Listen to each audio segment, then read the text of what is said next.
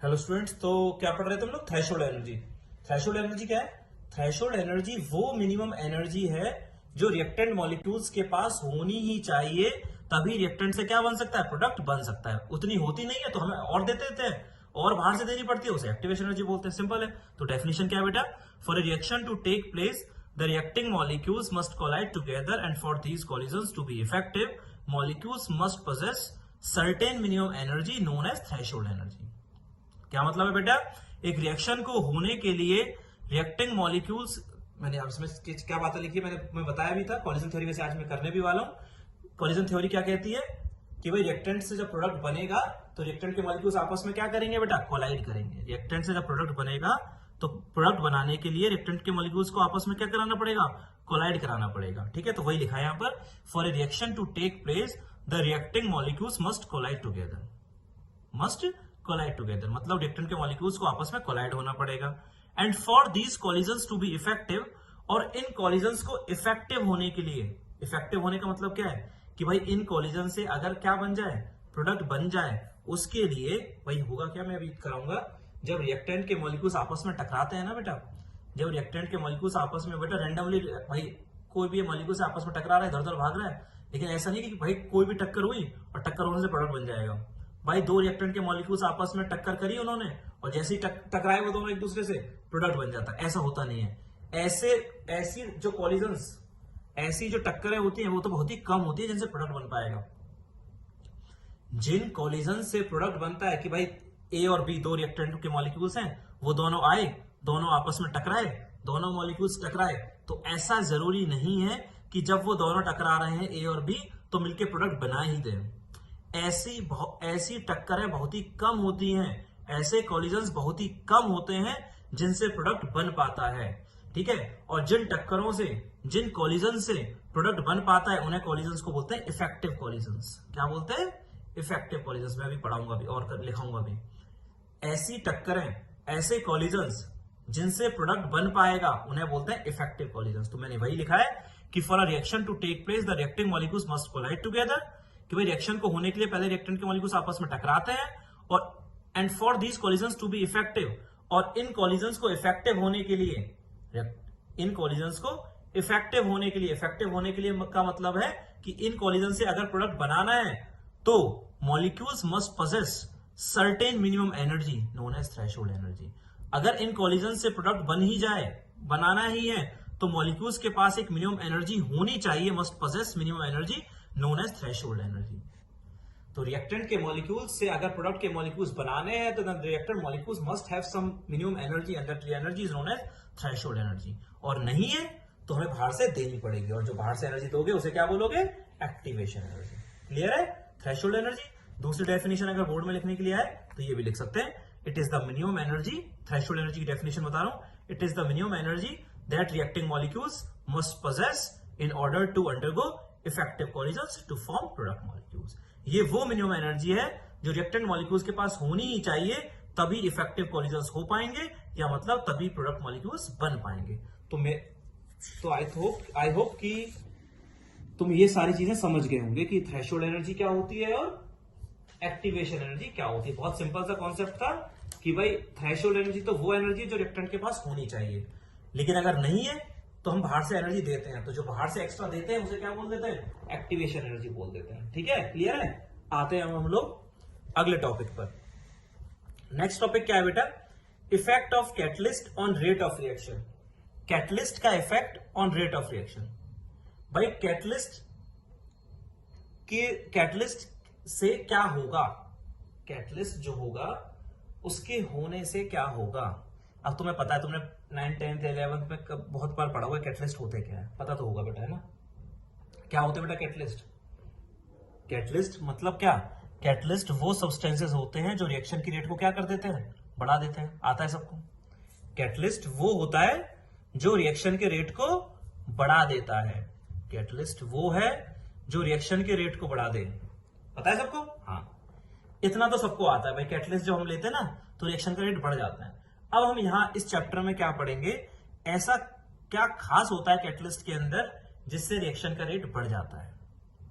ये तो पता है कि भाई कैटलिस्ट के लेने से, तुम ये भी पढ़ोगे जब एक चैप्टर में पढ़ाऊंगा सरफेस केमिस्ट्री, एनसीईआरटी का 5वां चैप्टर है। सरफेस केमिस्ट्री में हम कैटलिस्ट को 2 पार्ट में डिवाइड करेंगे, एक होता है पॉजिटिव कैटलिस्ट और एक नेगेटिव कैटलिस्ट। पॉजिटिव कैटलिस्ट का मतलब होता है ऐसा कैटलिस्ट जो रिएक्शन के रेट को बढ़ा दे, और नेगेटिव कैटलिस्ट जो होता है ऐसा कैटलिस्ट होता है जो रिएक्शन के रेट को घटा देता है। लेकिन जब भी टर्म कैटलिस्ट यूज किया जाता है, सिर्फ सिंपली हमने कैटलिस्ट बोला, अगर कोई तुमसे सिंपली क्या बोले, कैटलिस्ट बोले, तो कैटलिस्ट से हम लोग हमेशा मतलब निकालते हैं कि ऐसा सब्सटेंस जो रिएक्शन के रेट को बढ़ा दे, जो घटा दे नहीं, ऐसा नहीं बोलेंगे। लेकिन कोई तुमसे पूछेगा नेगेटिव कैटलिस्ट क्या है, तो ऑब्वियसली तुम क्या बोलोगे कि भाई नेगेटिव कैटलिस्ट वो होता है जो रिएक्शन के रेट को घटा देता है।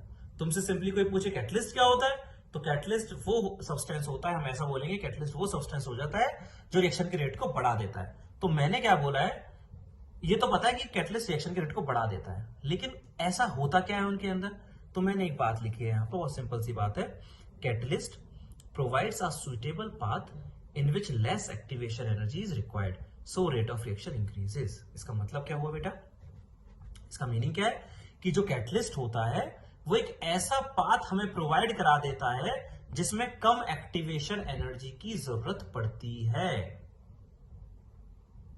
कैटलिस्ट एक ऐसा पाथ हमें, एक दूसरा पाथ हमें दे देता है कि मतलब अगर तुम्हें ए से बी बनाना है, तो ए से बी बनाने के लिए क्या करनी पड़ती है बेटा, रिएक्टेंट के पास कुछ एनर्जी तो होती है, हमें बाहर से और एनर्जी देनी पड़ती है। लेकिन बाहर से जो एनर्जी देनी पड़ रही है उस एनर्जी को क्या बोलते हैं, एक्टिवेशन एनर्जी बोलते हैं। ठीक है, बाहर से जो एनर्जी तुम दे रहे हो उस एनर्जी को क्या बोल रहे हो, एक्टिवेशन एनर्जी बोल रहे हो ना।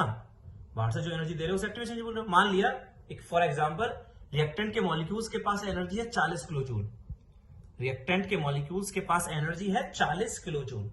अब रिएक्टेंट के मॉलिक्यूल्स के पास अगर 40 किलो जूल एनर्जी है और मिनिमम एनर्जी होनी चाहिए, मैंने बोला अगर ए से बी बनाना है तो होनी चाहिए थी उनके पास 200 किलो जूल, है 40 और चाहिए 200, मतलब तुम्हें बाहर से कितनी एनर्जी और देनी पड़ेगी, 160 किलो जूल एनर्जी और देनी पड़ेगी।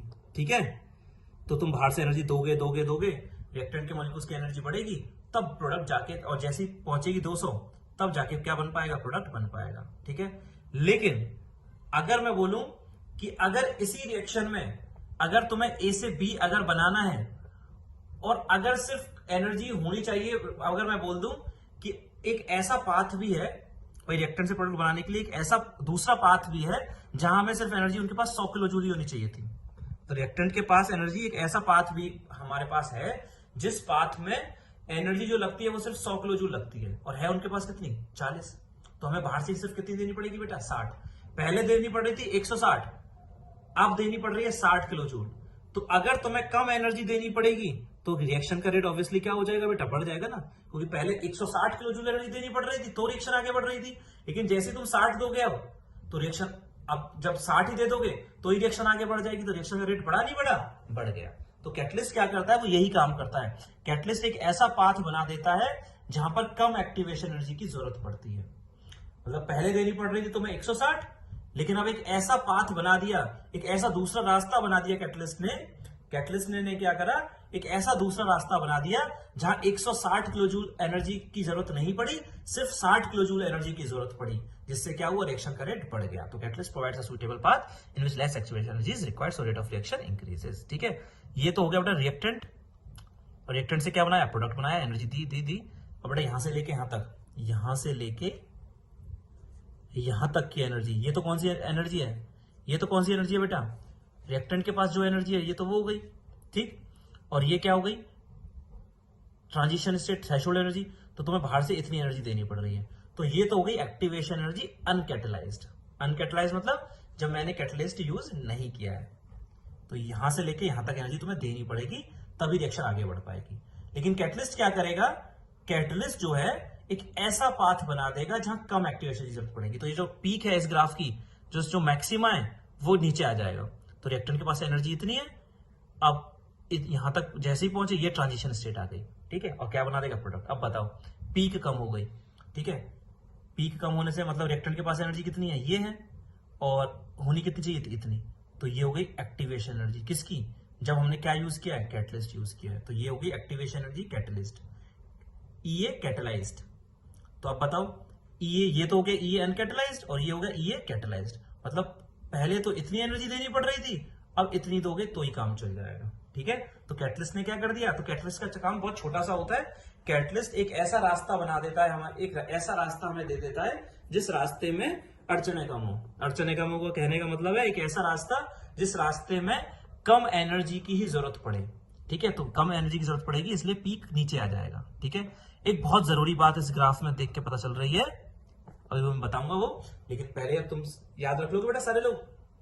बहुत छोटी सी बात थी जो मैं समझाना चाह रहा था। कैटलिस्ट क्या करता है, कैटलिस्ट जो है वो एक ऐसा रास्ता हमें बना के दे देता है जहां पर कम एक्टिवेशन एनर्जी से भी काम चल जाता है।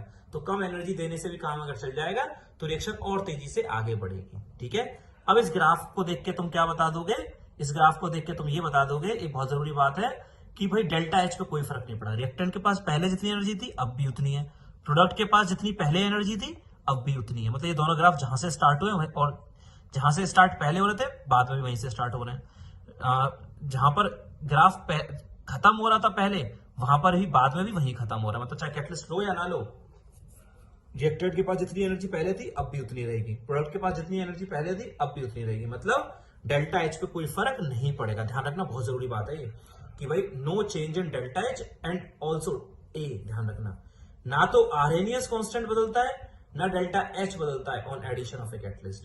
कैटलिस्ट के लेने से तुमसे कोई पूछेगा, अब तुमसे पूछेगा कैटलिस्ट क्या करता है, कैटलिस्ट तुम बोलोगे कैटलिस्ट रिएक्शन के रेट को बढ़ा देता है। फिर वो तुमसे पूछेगा कैटलिस्ट रिएक्शन के रेट को कैसे बढ़ा देता है, तुम बोलोगे कि भाई कैटलिस्ट क्या करता है, एक ऐसा रास्ता हमें दे देता है जहां पर कम एक्टिवेशन एनर्जी की जरूरत होती है, तो कम एनर्जी से काम चल जाता है, इसीलिए रिएक्शन का रेट बढ़ जाता है। फिर कोई तुमसे ये पूछेगा कि चलो ठीक है, कैटलिस्ट लेने से एक्टिवेशन एनर्जी तो घट जाती है, कैटलिस्ट के लेने से क्या कर जाती है, एक्टिवेशन एनर्जी तो घट गई, लेकिन कैटलिस्ट के लेने से डेल्टा एच पे क्या फर्क पड़ा और आरएनएस कांस्टेंट पे क्या फर्क पड़ा। तो तुम याद रखना, कैटलिस्ट लेने से ना तो डेल्टा एच पे कोई फर्क पड़ता है ना आरएनएस कांस्टेंट पर कोई फर्क पड़ता है। ये जो डेल्टा एच होता है और जो ए होता है वो दोनों के दोनों कांस्टेंट होते हैं, कैटलिस्ट के लेने से चेंज नहीं होते। ध्यान रखना, डेल्टा एच और आरएनएस कांस्टेंट दोनों के दोनों कैटलिस्ट लेने से बदलते नहीं है। बदलता सिर्फ क्या है, एक्टिवेशन एनर्जी क्या हो जाती है, घट जाती है। याद रख लोगे।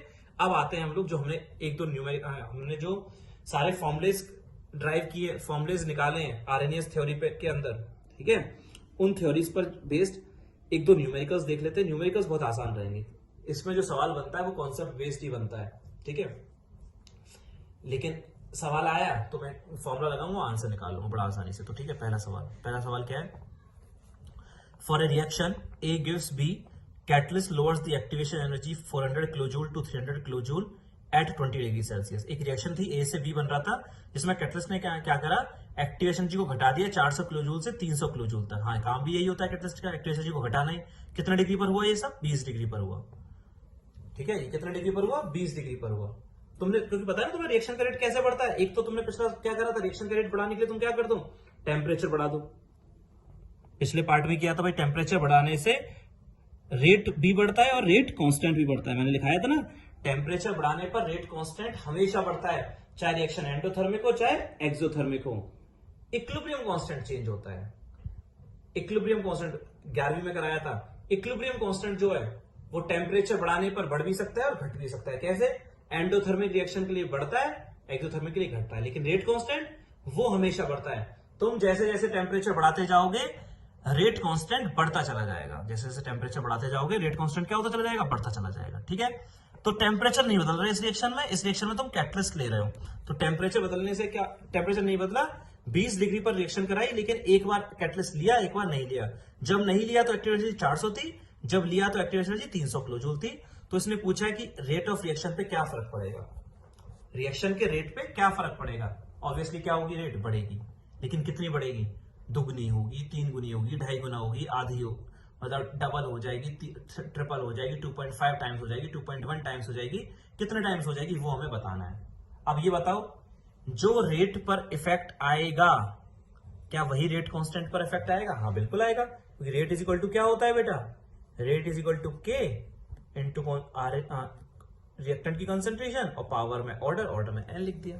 ठीक है, अब बेटा कैटलिस्ट लेने से क्या कॉन्सेंट्रेशन में कोई फर्क पड़ेगा, ना तो कैटलिस्ट के लेने से इस पे कोई फर्क पड़ेगा, ना टेम्परेचर चेंज करने से इस पे फर्क पड़ेगा, ना एन पे कोई फर्क पड़ेगा। तो जो इफेक्ट टेम्परेचर का या कैटलिस्ट का रेट पर होता है वही इफेक्ट उन दोनों का किस पर होगा, रेट कांस्टेंट पर होगा। मतलब अगर तुमसे कोई बोल दे कि एक रिएक्शन का रेट टेम्परेचर बढ़ाने से रेट कांस्टेंट 5 गुना हो गया, टेम्परेचर बढ़ाने से रेट कांस्टेंट 5 गुना हो गया, इसका मतलब रेट भी क्या होगी, 5 गुना हो गई। कोई तुमसे बोल दे कैटलिस्ट लेने से रिएक्शन का जो रेट है वो डबल हो गया, कैटलिस्ट के लेने से रिएक्शन का रेट डबल हो गया ऑब्वियसली, तो और बोले तो फिर रेट अगर डबल होगा तो रेट कांस्टेंट भी क्या होगा, डबल ही होगा। जो रेट पे इफेक्ट वही रेट कांस्टेंट पर इफेक्ट। तो आ जाते हैं, ठीक है। हमारे पास फॉर्मूला क्या था, के बराबर ए इंटू ई की power minus E A by R T. अगर वहां पर एल एन लोगे तो बताया था मैंने, एल एन के बराबर L N A minus E A upon R T. के बराबर आरएनएस इक्वेशन क्या है, के बराबर ए इंटू ई की power minus E A upon R T. तो एल एन के क्या हो जाएगा, L N K is equal to L N A minus E A upon R T. L N K is equal to L N A minus E A upon R T, यही equation होगी, ठीक है। L N K बराबर L N A minus E A बटे R T, L N K is equal to L N A minus E A by R T, ठीक है बेटा, दोनों तरफ। अच्छा अब मैंने इस इक्वेशन को लगा रहा हूं, एक बार इस इक्वेशन को लगा। अच्छा ये बताओ, कैटलिस्ट के लेने से और बिना लिए क्या के बदलेगा, नहीं बदलेगा, बदलेगा ऑब्वियसली, रेट भी बदलेगा, के भी बदलेगा। तो मैं एक बार तो इस इक्वेशन को लगा रहा हूं किसके लिए, जब कैटलिस्ट लिया है, और एक बार इस इक्वेशन को यूज कर रहा हूं जब कैटलिस्ट नहीं लिया है। तो पहली इक्वेशन बना रहा हूं मैं जब कैटलिस्ट लिया है, तो एल एन के कौन सा, कैटलाइज्ड, जब कैटलिस्ट ले लिया था मैंने, is equal to L N A minus E A catalysed upon R T. ये कौन सी, जब कैटलिस्ट लिया है, इक्वेशन नंबर 1। दूसरी इक्वेशन जब कैटलिस्ट नहीं लिया था हमने, तो L N K uncatalysed is equal to L N A minus E A uncatalysed upon R T. बेटा यहाँ ए और ए दोनों जगह सेम क्यों रखा, क्योंकि मैंने पहले ही लिखा दिया है कि कैटलिस्ट लेने से आरएनएस कांस्टेंट पे कोई फर्क नहीं पड़ता है। तो चाहे तुम कैटलिस्ट लो या ना लो, आरएनएस कांस्टेंट तो सेम रहेगा। रेट कांस्टेंट बदलेगा, एक्टिवेशन एनर्जी बदलेगी, ठीक है, क्योंकि कैटलिस्ट का काम ही क्या होता है, एक्टिवेशन एनर्जी को चेंज कर देना, कम कर देना, अनकैटलाइज अपॉन आरटी, ठीक है। ये इक्वेशन फर्स्ट हो गई, ये सेकंड हो गई। अब मैं क्या करूंगा बेटा, अब मैं फर्स्ट इक्वेशन में से सेकंड इक्वेशन को माइनस कर दूंगा, फर्स्ट इक्वेशन में से सेकंड इक्वेशन को माइनस कर दूंगा। तो क्या आ जाएगी बेटा, फर्स्ट इक्वेशन में सेकंड को माइनस करोगे तो देखो, हाँ क्या आया, L N K catalyse minus L N K uncatalyse, मतलब L N A minus L N B क्या होता है, L N A upon B. तो L N K catalyse upon K uncatalyse is equal to क्या, इसमें से इसको minus करोगे तो एल एन ए से तो एल एन ए चला जाएगा, ठीक है। इसमें से इसको माइनस करोगे तो कॉमन तो क्या आ जाएगा, 1 अपॉन आर टी तो कॉमन आ जाएगा। इसमें से इसको माइनस कर रहे हो तो 1 अपॉन आर टी तो कॉमन आ गया, और ये माइनस माइनस क्या हो गया, प्लस हो गया। तो ई ए अनकैटलाइज माइनस ई ए कैटलाइज अपॉन आर टी, ये तो तुम खुद करके देख लोगे क्या आ गया होगा, ई ए अनकैटलाइज माइनस ई ए कैटलाइज अपॉन आर टी, ठीक है। ये देखा, अनकैटलाइज्ड की एक्टिवेशन एनर्जी क्या दे रखी है, हाँ बिल्कुल दे रखी है, कितनी, 400। अनकैटलाइज्ड की एक्टिवेशन मतलब जब कैटलिस्ट नहीं लिया था तो एक्टिवेशन कितनी थी, 400, और जब लिया था तो 300, कितने डिग्री पर, 20 डिग्री पर। तो जब कैटलिस्ट नहीं लिया था तो एक्टिवेशन थी 400, लिया था तो एक्टिवेशन थी 300 अपॉन आर। ध्यान रखना, यूनिट्स का बहुत ध्यान रखना पड़ता है। ये एक्टिवेशन किस में है, किलो जूल में है, तो आर की वैल्यू भी किस में रखनी पड़ेगी, किलो जूल में रखनी पड़ेगी। ये किलो जूल में, तो ये भी किलो जूल में रखना पड़ेगा। होता क्या है आर की वैल्यू, 8.314 जूल होता है, तो इंटू 10 की पावर माइनस 3 कर दिया। टेम्परेचर केल्विन में होना चाहिए, 20 डिग्री मतलब 293 केल्विन। कितने केल्विन, 293 केल्विन। आप कैलकुलेशंस कर लोगे, हमें करना नहीं है, क्योंकि अगर कैलकुलेशन आई तो बहुत इजी आएगी, ठीक है। यहां से क्या निकल जाएगा बेटा, यहां से अपना के कैटलाइज्ड अपॉन के अनकैटलाइज्ड निकल जाएगा, ठीक है।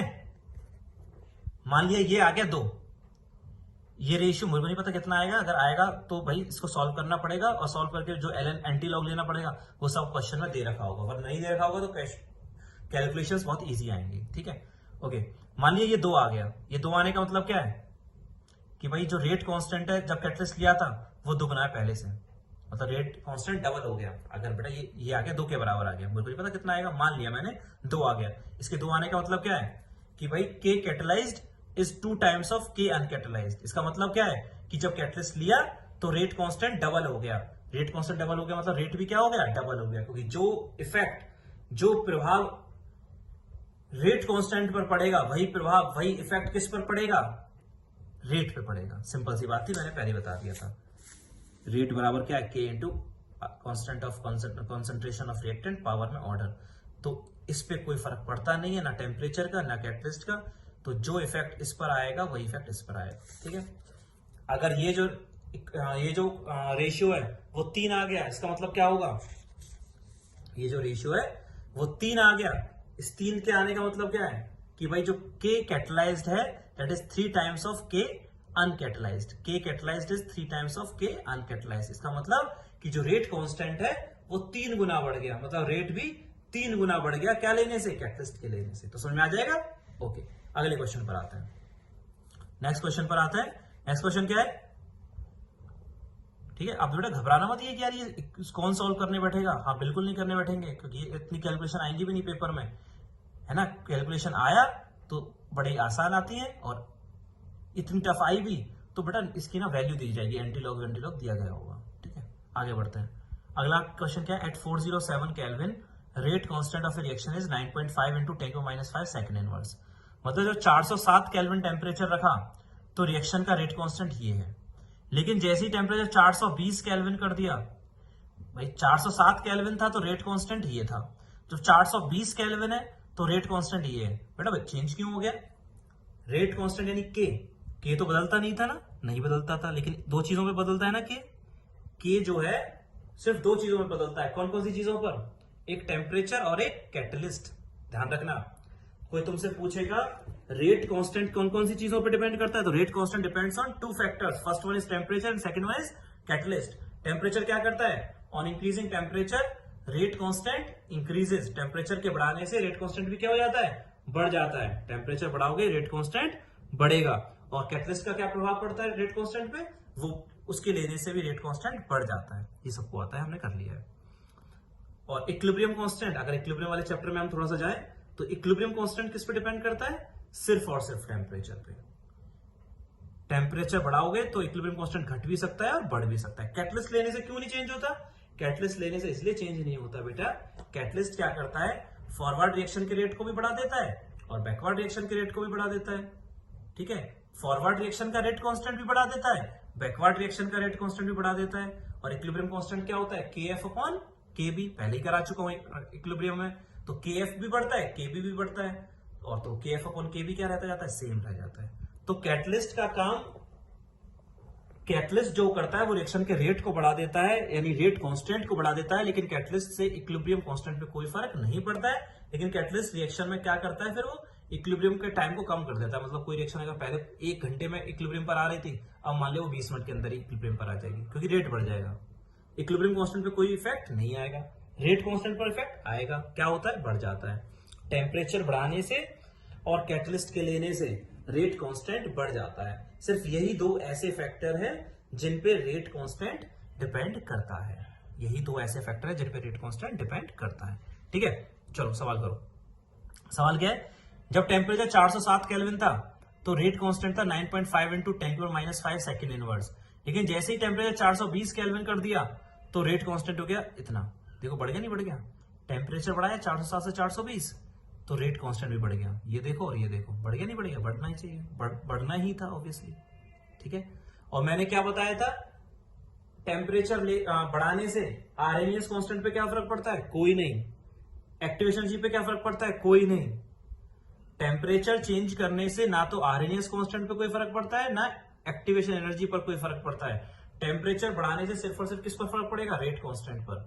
और कैटलिस्ट के लेने से ना तो आरएनएस कांस्टेंट पर कोई फर्क पड़ता है और ना डेल्टा एच पे फर्क पड़ता है। एक्टिवेशन एनर्जी पे कोई फर्क पड़ता है क्या? हाँ, कैटलिस्ट तो क्या कर देता है? एक्टिवेशन एनर्जी को घटा देता है। रेट कांस्टेंट पे कोई फर्क पड़ता है क्या? हाँ, कैटलिस्ट रेट कांस्टेंट को क्या कर देता है? बढ़ा देता है। रेट को बढ़ा देता है तो रेट कांस्टेंट को भी बढ़ा देता है। ठीक है, सवाल पर आता है। Calculate frequency factor. दो अलग अलग टेम्परेचर पर रेट कांस्टेंट की वैल्यू दे रखी है और हमें फ्रीक्वेंसी फैक्टर पूछा है। दो अलग अलग टेम्परेचर पर रेट कांस्टेंट दे रखा है और हमें फ्रीक्वेंसी फैक्टर पूछा है। ठीक है, तो कर लेते हैं। इक्वेशन क्या है? ln k2 upon k1 equal to EA upon R 1 upon T1 minus 1 upon T2। पहले कर चुके इस इक्वेशन को, लिखा चुका हूं मैं। तो देखो ये T1 और T2, K1 क्या है? Rate constant and temperature T1, K2 क्या है? Rate constant and temperature T2। ठीक है, तुम्हें क्या पता है? K1 पता है? हाँ पता है। K2 पता है? हाँ पता है। T1 पता है? हाँ पता है। T2 पता है? हाँ पता है। तो K1 पता है, K2 पता है, T1 पता है, T2 पता है, R पता है, तो क्या निकल जाएगा बेटा? EA निकल जाएगा। मैं निकाल नहीं रहा हूं, इसको करना भी नहीं है। कैलकुलेशन बहुत टफ होंगी जो हमें आती भी नहीं है। कॉन्सेप्ट, बस कॉन्सेप्ट समझना है कि क्वेश्चंस करते कैसे हैं। तो K1 पता है, K2 पता है, T1 पता है, T2 पता है, क्या निकल जाएगी बेटा?